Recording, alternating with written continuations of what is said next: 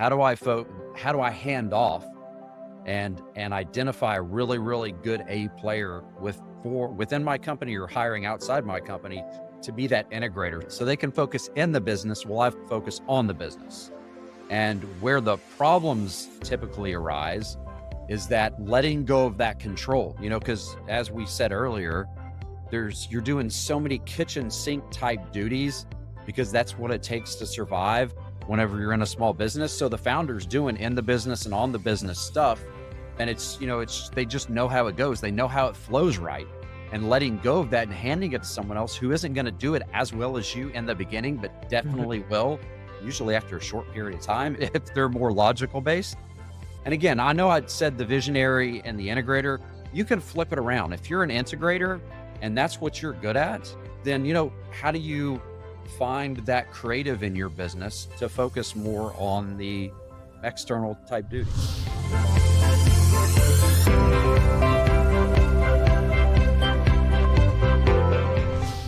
All right. Welcome, fellow entrepreneurs and goal getters, to Entrepreneurial Elevation, Unleashing Greatness Within, with myself, your host, Kelley Beveridge, and my guest today, David Miller. Excited to have him here and pick his brain. He's an international executive business coach and entrepreneur. He's an angel investor. He's bought and sold 2 businesses, one that he scaled to over 10 million plus. He's heavily involved in nonprofits. And now his purpose and passion has led him to having his business where he's helping other people, other leaders and coaches, where he considers himself a scaling up business coach and entrepreneur. And I'm just excited to talk to him and pick his brain and learn from him today. And so, David, just thanks so much for being here. Welcome to the episode. Thank you, Kelley, for having me on. It's a pleasure to be here. Awesome. Awesome. And you know what? Let's maybe start before we dive in, David.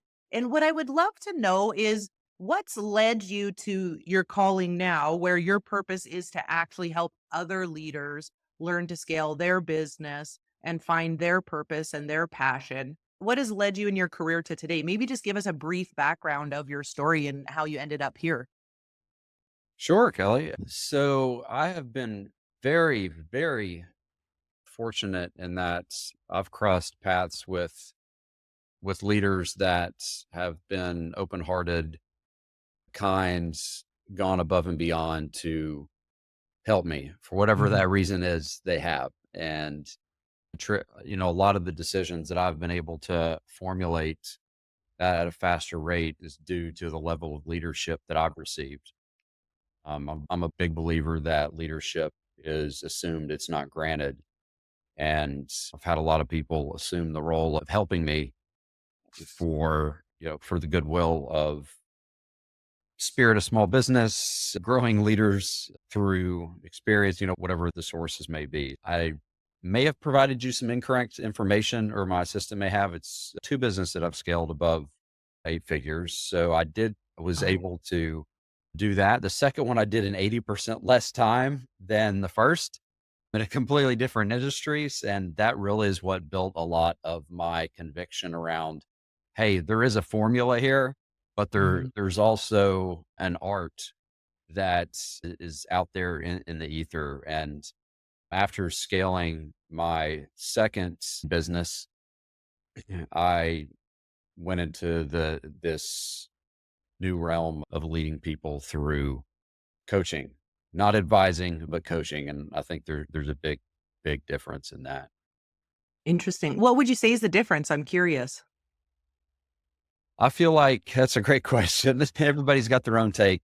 I feel like the best leaders out there identify the right people to work with and allow them to come to the decisions that the coach already knows what needs to be made.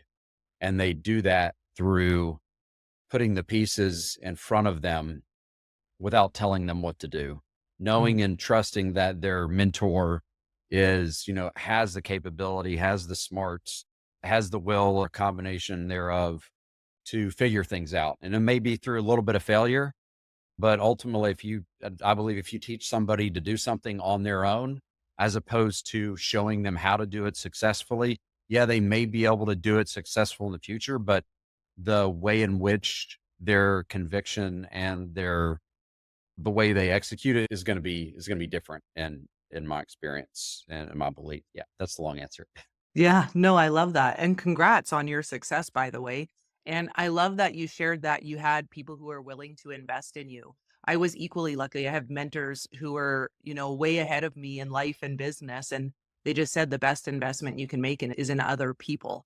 And I love that that's now what you're choosing to do. It's pretty cool.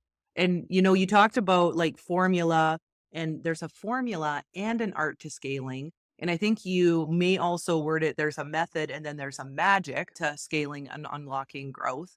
Can you maybe break those down for us? What does method look like? And then where does magic come in? Yeah. So there was a gentleman that I saw speak, and I believe it was Hyderabad in 2000, maybe 18 or so. And I don't know his name. I should have. He won a very prestigious award, but he had this thing called mind maps.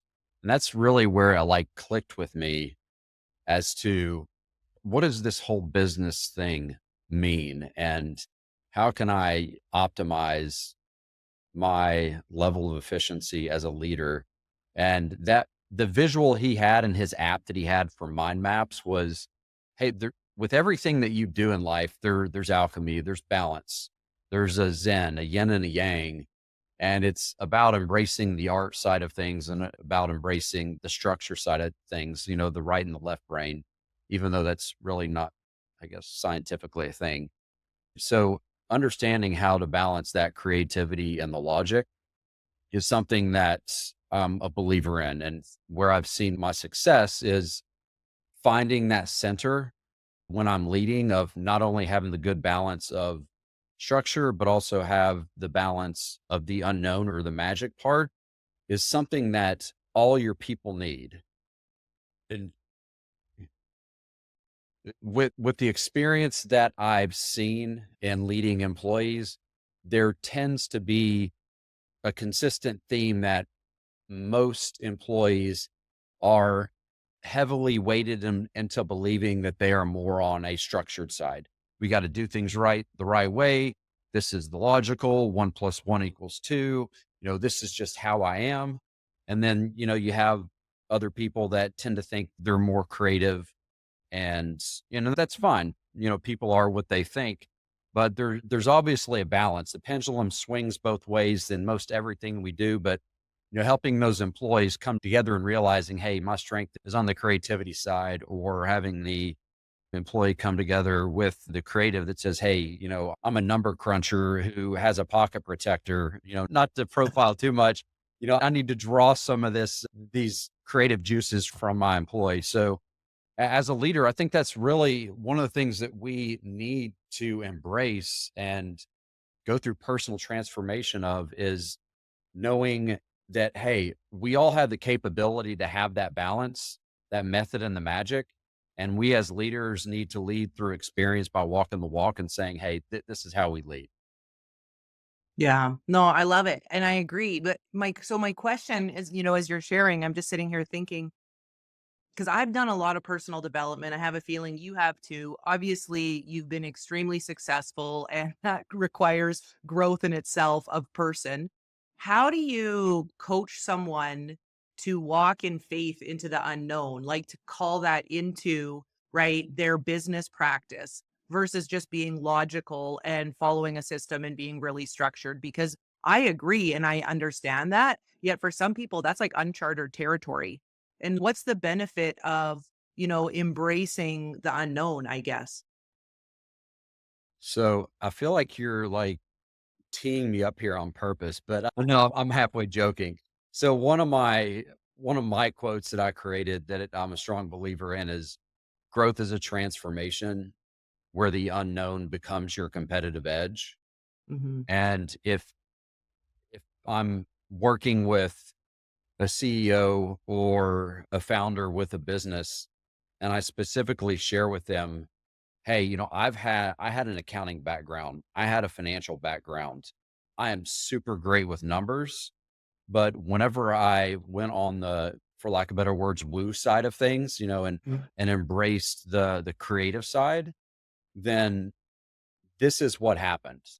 I can't explain it exactly, but I do know that 1 + 1 = 3 when you go to that more creative side and let go of some of the it has to be done this way, letting go of the old guard type mentality. And that tends to resonate with them. If you share direct experiences as to how you failed and or succeeded using or not using those components, then I feel like people can read authenticity. And so, yeah, it's just really just talking to them. Yeah, for sure. Can you expand maybe on what does it look like? Because we're talking about the creative side, right? And can you explain more what that means? If somebody was wondering, what does it mean to be creative in business, or what does it look like to allow for creativity? What would that look like? So, what would creativity look Yeah. like? Especially if we're talking in terms of to open up the portals of scaling. Do you know what I mean? So if you're building your business and you're not quite in the flow or you're not quite scaling to get to where you want to go, and it's going to serve you to tap into your creative side, maybe you can just give us some tips on what that looks like, 3 or 4 different tips on what would that mean to start to bring in creativity so that you can start to scale. Not to put labels on things, but whenever I look at like the four main components of scaling a small business, you have the people, the strategy, the execution, and the cash. And the execution and the cash components tend to be more of the structured items Hmm. when it comes to scaling a business. And when you take a look at the people and you take a look at the strategy, that's there's for me, that requires a stronger element of creativity. And how do you get people to work together as a team? What are some of those soft facts or some of those things that you can do with your employees to create that 1 + 1 = 3? Obviously, with strategy, you can get really, really creative there. So you balance those two things with the execution and the cash or the financial piece, then I feel like that's answering your question. Or Yeah, no, it is. No, that's awesome. Hey everyone, I just wanted to hop on quick and say thank you, thank you, thank you for listening to this episode and to my podcast. I really appreciate it. And I just wanted to ask if you're enjoying my podcast, if you can do me a favor and if you can like this episode and like the episodes that you listen to, leave a comment. If you can leave a review for my podcast, I would be forever grateful. And download the podcast, head over to my YouTube Entrepreneurial Elevation and subscribe. I would be so grateful and that would be awesome as I'm looking to grow my audience and get in front of as many people as possible so that everybody can hear and listen to and learn from and take away so much goodness from all the phenomenal guests that I have on. And I would just be forever grateful once again if you were willing to do that. So just thank you so much for being here in the first place. Thanks for listening. And that's just what I wanted to hop on and ask. And so just thank you. And let's get back to the episode. Have a great day. No, I love it. So cash and execution are structure and people and strategy are more about creativity. And so if we're continuing to talk about scaling, which is this like you're obviously an expert at this, what would you say are 1 or 2 beliefs or principles that have shaped the way you build, scale, and lead business?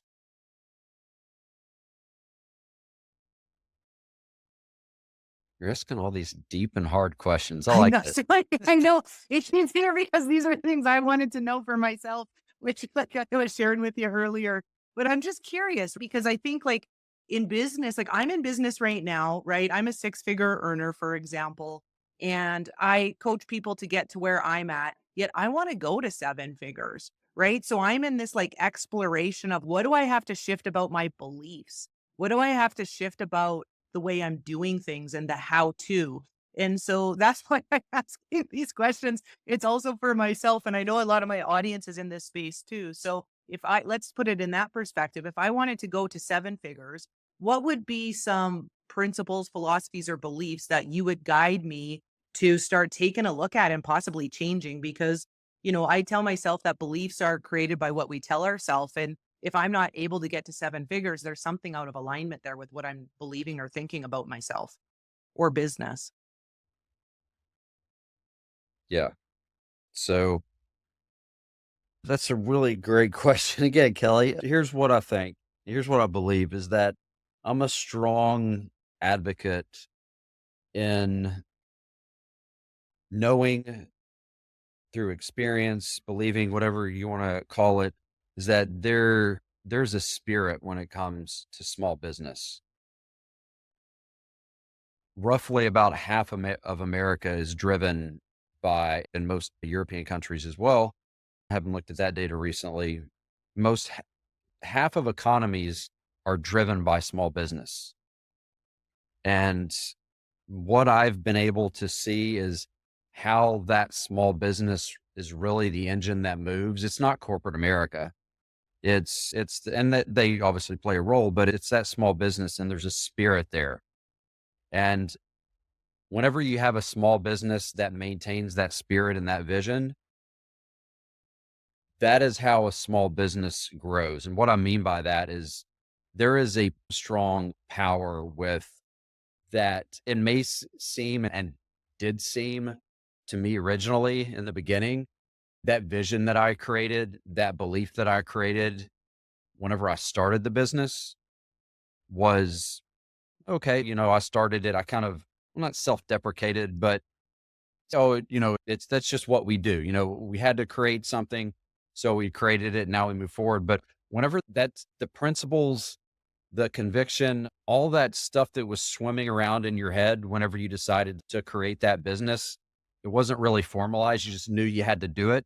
Mhm. And then you started it and maybe you didn't plan as well as you had hoped. And now the business is kind of starting to grow and now you get lost in the minutia of everything. So that's never really refined in the beginning for first time entrepreneurs through my own failures. If this isn't hold true for some of your listeners, then certainly my apologies there. But so understand, I'm getting to your point, your question is knowing that your spirit and your vision that you've created not only is the unknown engine that's driving your company and has more power than you think and that most entrepreneurs think, it is refining that vision, that thought, that belief as to why your business is going to succeed in an altruistic way so others can understand it. And in doing that and having a really clarified vision, kind of like what we call a one-page strategic plan, Mhm. and showing, hey, these are the core values, really give thought and meaning to core values. One company that I'm working with right now, it's second generation company. The two sons are taking over and, they've been working on core values for the better part of 4 months now. And it's great because they thought they were done after a week. I kind of guided them and shared some more information with them. Then they went and iterated. Then they went and iterated. They made their last iteration, I think, last week. And so they're almost done with this at the end of the first quarter. And these core values that they've kind of pulled out that they knew that was in their dad. And that is now that the company Mhm. that has now it's evolved that the dad's more so watching than anything or is watching. Then they've incorporated some core values in there and it's provided clarity already, not having been implemented across the organization with the leaders. Mm. So it's little things like that, Kelly, that are often overlooked by entrepreneurs. And it really takes that deep thought. It takes experience. It takes talking with people that you can be vulnerable with that can have those conversations with you. Like, how do I clarify my vision? And once I get super, super clear on my vision, you know, how how do I make this thing move? And Yeah. it kind of begins to happen. I love it. No, thank you. That's a great answer. I love that. And it's so true. Like once your vision is clear, right, that helps everything else come into place so you can make decisions and absolutely aligning your core values and then re-looking at that. I like what I heard you say, and I'm paraphrasing, is that as your business is growing and scaling, like to constantly be checking in with that too. right? And are we on point? Are we in alignment? Is my vision changing? And have that be something that as you scale is at the forefront of what you're doing. And I'm curious, maybe based on your own experience, because you've grown and scaled, a couple businesses, like you said, to over 8 million. That's amazing. And what would you say from your own experience you learned about yourself as you were scaling the business, that you went from that space where your business was growing? Did you have a tipping point in both of those where it just then took off? Or maybe you could share a little bit about your own. You said the first one you scaled and then the second one you did it 80% quicker. So maybe you can just give some guidance based on your own experience of what you learned about yourself and your belief in what changed. And then also, what did you do different such that the second one you did it 80% faster? Like, that's huge. Yeah. I think there's a lot of truth to that book, The Tipping Point. And Mhm. hey, I get it. To me, it's a little bit more in depth than that. And not to take anything away or discount from that book because it's an amazing book. Is that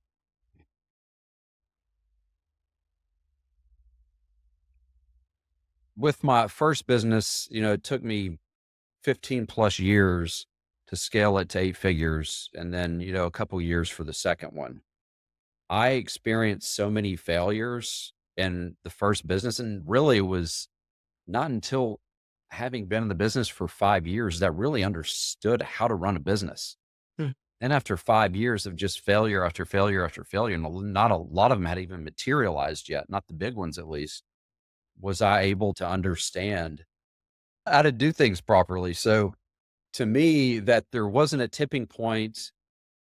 There was more of the best way I know how to describe is like in those video games where the characters jumping up level after level and breaking through the glass ceilings.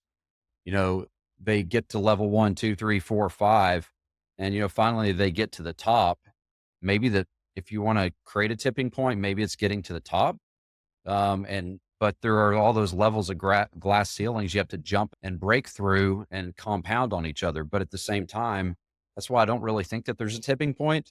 Is Mhm. that unless you think that you've stopped growing, and I believe when you grow, you die, or you at least you start wilting, then you haven't experienced that next tipping point, if you will. I don't know of a tipping point other than always be willing to learn. I am my biggest problem. And as long as I love myself and I'm empathic towards knowing that I'm always learning and I'm always going to fail to a certain degree, I'm able to lead others more and then believe that, the direction that we're going with the business is the right and real direction we should be going.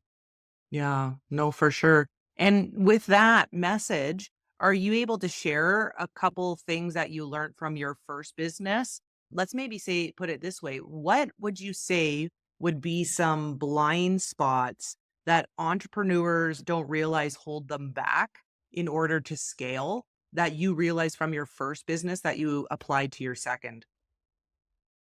Yeah. I would say that probably the biggest thing is that in my first business, I had this we have this running joke with this small CO group I'm in is, how many $10,000 mistakes did you make this month? And you don't really know that's been the mistake until after it's happened. You're like, oh, wow. This is a trite saying, and I think it needs to be taken with a grain of salt, but, hire slow, fire fast. I Mhm. hired so many people, spent so much time and effort dedicated towards them whenever I ignored the signs and either wanting them to jump on board with, the direction our company was going. So they can't see what we're doing. I just need to do a better job.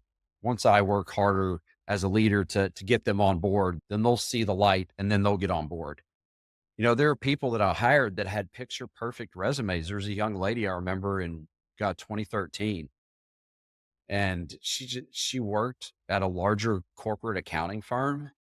And when it came to pivot tables and cost segregations and, you know, a a lot of assets that were valuable in her prior job, I tried to map it over to the small business space. And I was like, she doesn't get it now, but she will. Mhm. And, I kind of forced the hire to happen because I wanted it to fit and trying to fit a square peg into a round hole. And, if I would have just said, you know what, it's better for her. You want to be kind to her and you want to save your business a lot of money in itself, then just say no, be upfront as to why. Both people will see the situation for what it is, and both people will be appreciative of why the result is you're not hired. And I think we can lose sight of that because we're desperate in having these kitchen sink type duties that I'm sure you're probably in, being a six-figure entrepreneur now. It's like that's part of the growth, right? Is we have to do everything and we're not great at everything. Yes, we need to be balanced, but at the end of the day, we usually have some strengths that are either more on the left or more on the right brain side, for lack of better words. So yeah, does that answer your question, Kelly? It does, and, it made me think of something as you were speaking because, I mean, we're just meeting, yet I feel like I can tell you've built a business through being a relationship person, like you care about relationships is what I get from you, your energy and just your sharing. And I do as well. Yet this has actually gotten me into trouble in the past, similar to what you're talking about, where I would be growing my business. And when push came to shove, I would put relationship over business. And so now I'm really looking at how do I have a different approach where I still care about people? I still look for the win win, yet I've got to shift my posture, I feel, and also have the business be the priority, or else I'm going to keep falling into this space of not growing because I'm putting people first. Yet that's my nature. That's who I am.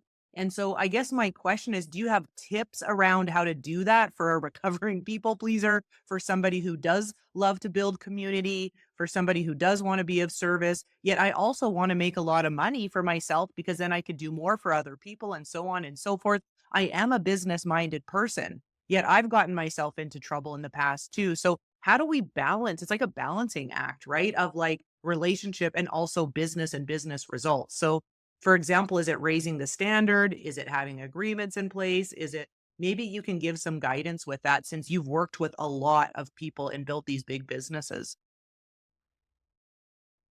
Sure. Yeah. Big business is relative, right? I mean, still relatively, those are small businesses in the small business space. You got the $50 million top line revenue businesses that I haven't hit as of yet. But thank you for saying that, Kelly. Yeah. And that you have an amazing read, as I am a person that is super relational based. And yeah, I'd said in a podcast maybe 2 or 3 months ago that, I made a $10 million mistake Hmm. in 2016.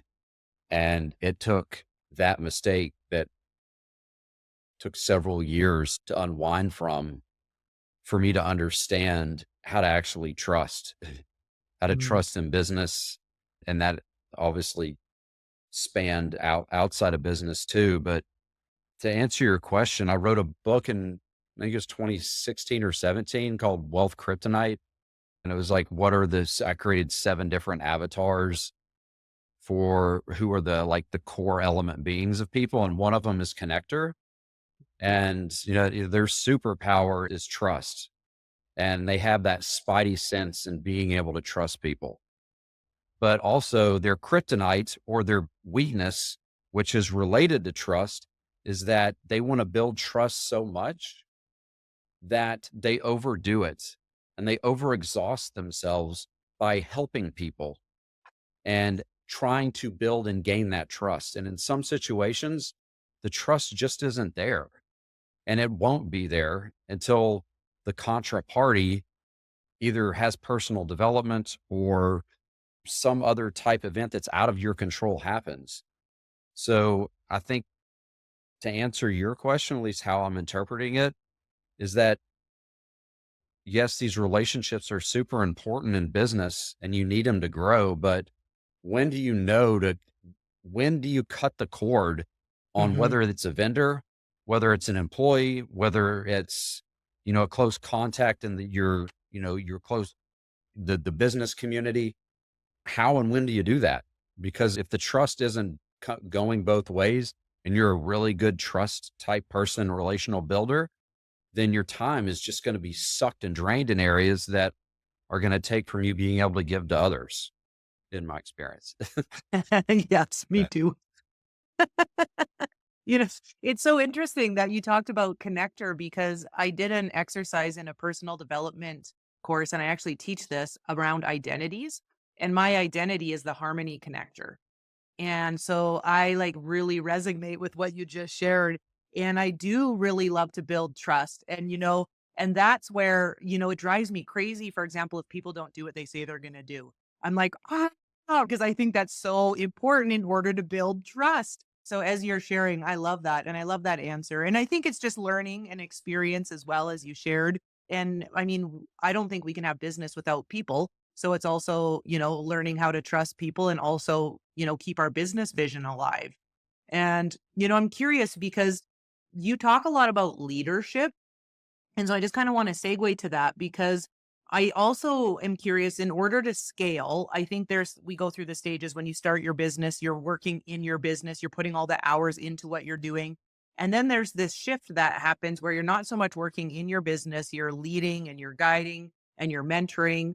What are some fundamental shifts for entrepreneurs to take a look at so that they actually can go from not always being in the trenches and kind of having that bird's eye view where they're now leading the pack? Can you ask that one more time, Kelly? I Yeah, know the I'm gist of it, just to make sure, though. For sure. I'm just curious, like how, as you start to scale, I think obviously your skill set needs to change, right? And adopt a new skill. You're not in the trenches building as much anymore, getting the business off the ground. So there's going to be a different skill set that comes when your business starts to grow dramatically. We'll even just take it from, let's say, the six figure to the seven figure. Mhm. So, what's the shifts for an entrepreneur to implement, practice, maybe even we can call it the skills for them to start to become a leader versus, being a builder? Yeah. Letting go of control on a high level, that's easy, or it's easy to identify, not to Yeah, do. that's yeah, exactly. It's easy to identify, not so much easy to do. Understanding as a small business owner that you are emotionally attached to your business. And I think this is a lot harder for men, having that bravado, masculine type energy in that, hey, you are an emotional being. You may not be as emotionally in tune as the feminine side or females, but you're emotional about your business. And there is an element to where you are a poor leader because you have an emotional attachment to it.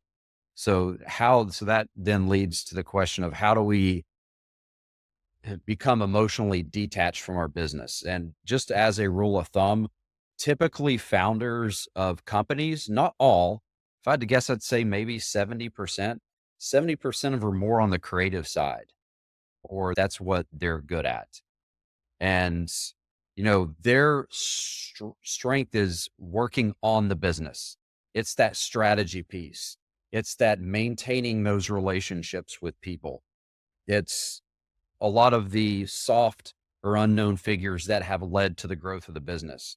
So if that is the case, and they are one of those in those 70%, that percentage I just made up right now, then how do they find the yin and the yang?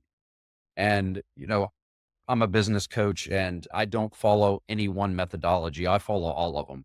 So one of them is Gino's the founder of it. What's the name of the company? EOS, Entrepreneur Operating System. So he's big on making sure there's a visionary and an integrator. So if the situation calls for it, something that simple, it's okay. How do I focus on those visionary type duties? How do I hand off and identify a really, really good A player within my company or hiring outside my company to be that integrator so they can focus on the business. Sorry, so they can focus in the business while I focus on the business. And where the problems typically arise is that letting go of that control, because as we said earlier, you're doing so many kitchen sink type duties because that's what it takes to survive whenever you're in a small business. So the founder's doing in the business and on the business stuff, And they just know how it goes. They know how it flows right. And letting go of that and handing it to someone else who isn't going to do it as well as you in the beginning, but Mhm. definitely will, usually after a short period of time, if they're more logical based, that's there usually become a lot of problems come in there. And again, I know I said the visionary and the integrator. You can flip it around. If you're an integrator and that's what you're good at, then how do you find that creative in your business to focus more on the external type duties? Yeah, I like that. And also, I feel like what you're sharing is like, you don't have to be good at everything. You don't have to be, if you are the person who is the visionary, the creator, the integrator, right, you're never going to be able to step outside your business. So I Yeah. love that. What would you say if you were, speaking to the younger version of David who's just getting started? You're just getting started in scaling your business. How do you go about scaling your business and enjoying the journey? Because I know from my last business I was in, I scaled it. I did not enjoy it. Like I was like in the trenches being quite unfulfilled. That's why I eventually ended up leaving. So what advice would you give, the younger version of yourself on how to get started and yes, scale and put in that work ethic, yet also enjoy the journey and find fulfillment and purpose and passion? I don't know if my younger self would have listened. What I would have said to him would Fair. be, the kinder that you are to yourself, knowing that you're going to fail and it's going to be okay, the easier it's going to be. The easier it's going to be for you to succeed, the quicker you're going to succeed, but also the less anxiety and the less stress you're going to put on yourself. And I think that holds true for most people that have a high standard of excellence. They want things executed flawlessly. They want things to go perfectly. And, perfection's the enemy of good enough. And that really hurt me in the beginning, and still does to a degree. It's okay, David, your standard of excellence is way too high. I guess that's a good thing for relative to setting it way too low, but, let's pull it back a little bit. This does not have to be perfect or doesn't have to be near perfect for us to roll out, especially if it's a smaller initiative. Yeah, I love your answer. I love your answer because I feel like just even coaching entrepreneurs myself, so many entrepreneurs get started and think they're just going to go zing to the top, right? I mean, which is a great thing. You want to believe that about yourself and your business, yet it is a journey, right, to success. It's a journey to get there and learning about yourself and embracing the failure and playing the long game, being willing to play the long game. And so, David, just curious as we start to wrap up in a little bit here, what else would you like to share? Is there just anything that you wanted to talk about or just make sure that the audience hears when it comes to leadership, leading your business, scaling your business, finding fulfillment? Yeah. I think one of the best decisions that I made was joining Entrepreneurs Organization. And that is the largest nonprofit out there. There's about 17,000 members across the globe. Wow. After I sold my second business, actually, after having been in it for 10 years, I took a 2-year break. And I recently just joined back up. It's with a global chapter now. We're actually based in Asia, but it's a global chapter but I was in the Atlanta chapter for 10 years. And there are, whether you're in any of the 50 states in the US, there's chapters all across Canada. I have a lot of where you are, Kelley.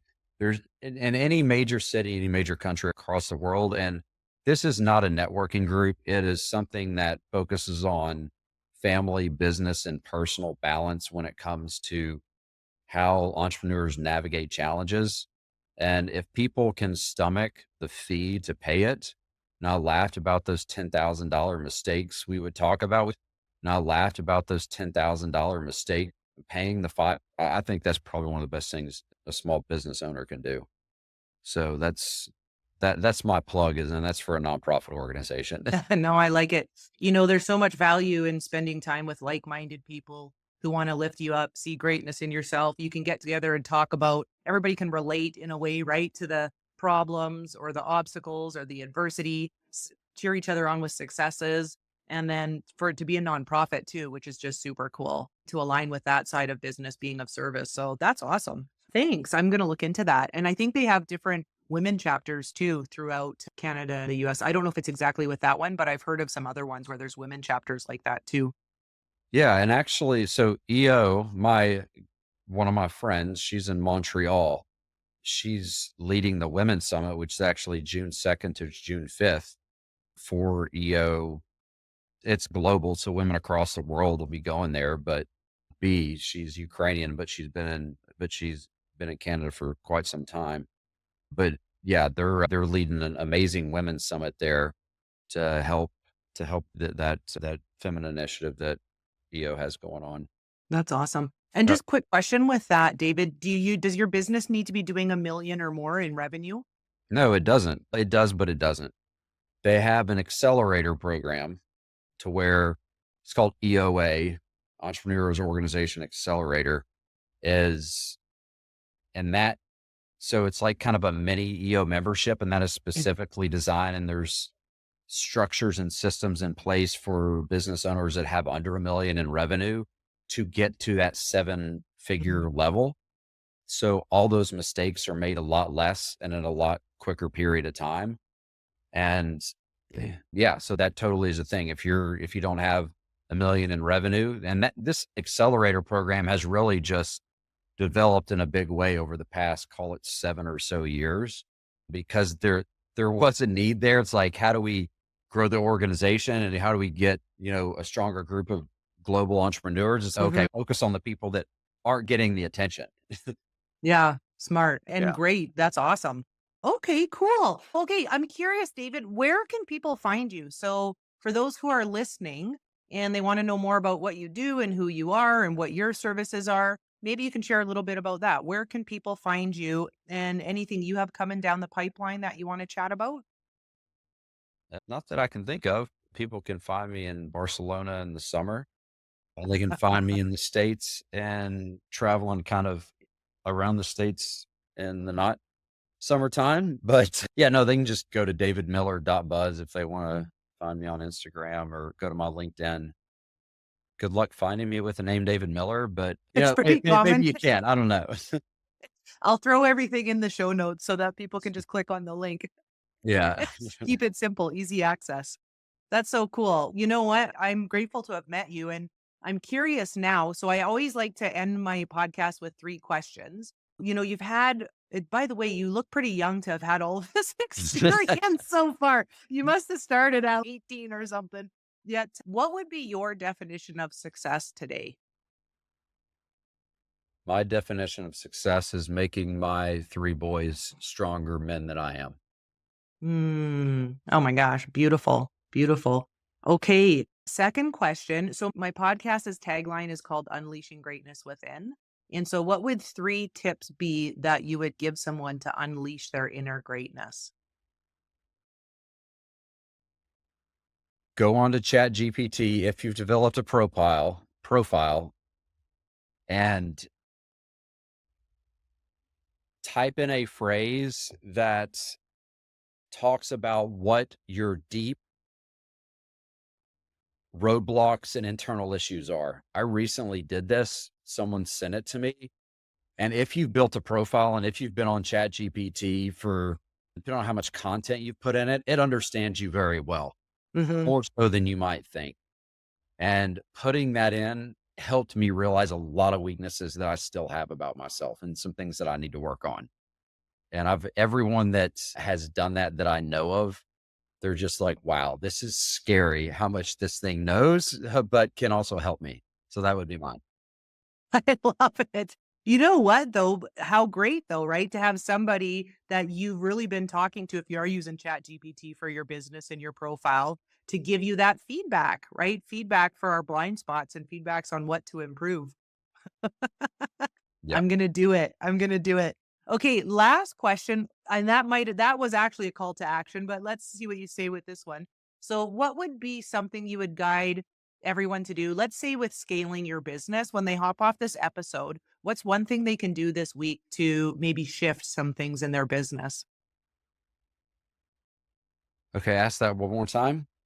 So, what's one thing that the entrepreneurs who are listening can do when they hop off here to take some immediate action? Just what's one piece of advice you would give them to shift the direction of their business to start to scale or to grow faster?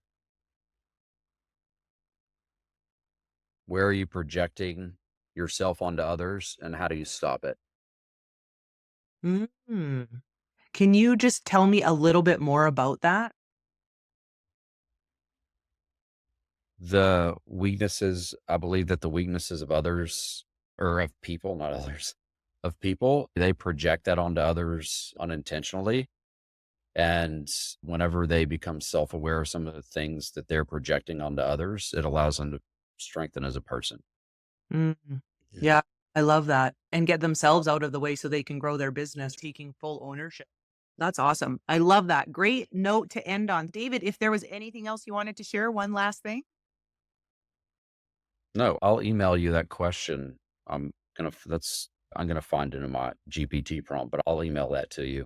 If you want to put in the show notes for any of your listeners that want to check it out. But no, nothing else. I've probably shared more than most want to hear. No, not true. That would be awesome. Please do email that, and I will put that in the show notes. I think that would be a great exercise to do. And just thanks for being here. And I love that your mission now is to just support and not just is to support and coach others to be leaders in their own businesses and scale their businesses for their reasons. I love that's what you're now choosing to do. And just best of luck with your coaching and your speaking. And just really grateful to have you on the episode and the podcast. Thanks, David. Yeah, thank you so much for having me on your podcast. And you're in an awesome spot with your business. I'm excited to see the direction that it goes. You're in the thick of things. Let's see what happens, everyone. All right. See you later, everybody. Okay. I just want to thank David for coming on the episode today. Loved meeting him, loved having him here. Love surrounding myself with people who have created success and are so willing to share what they've done to get there themselves so that other people can learn from them. And like I told him before we hopped on the episode, I was just excited to pick his brain. He's scaled two businesses to over 10 million in revenue. So he obviously knows what he's doing, talking about blending method and magic. I love that. And so make sure to follow him out. Make sure to check him out if you're looking to scale your business. And if you enjoyed this episode, I want to share that you might enjoy episode 13. So go back to episode 13, where I interviewed one of my buddies. Actually, we met in preschool, believe it or not, Dr. DJ LeDrew. And he started out as a chiropractor and then owned one clinic. And then now, don't quote me on this, I think he has 6 clinics now. So he scaled his practice to 6 different clinics. And he's phenomenal leader, phenomenal at what he does, phenomenal chiropractor. And you know what both DJ and David have in common is they're all about the people, right? They're all about relationships. And that's really what I see they both have in common. So just a tip, if you're looking to scale, right? That's something to think about. And so thanks so much, David, for today. Make sure you tune in next week. We're going to have Omatara on, and we're going to be talking about how to start and run a successful NGO. She's had hers for quite a few years. And I'll just give you a little tip here. It's all about the mission, right? Everything that I asked her for the most part led back to what's your mission? Why are you doing it? Yet hop on that call next week to learn more if that's something that interests you. And just once again, thanks so much for listening. With love, greatness, and success, it's your host, Kelley Beveridge.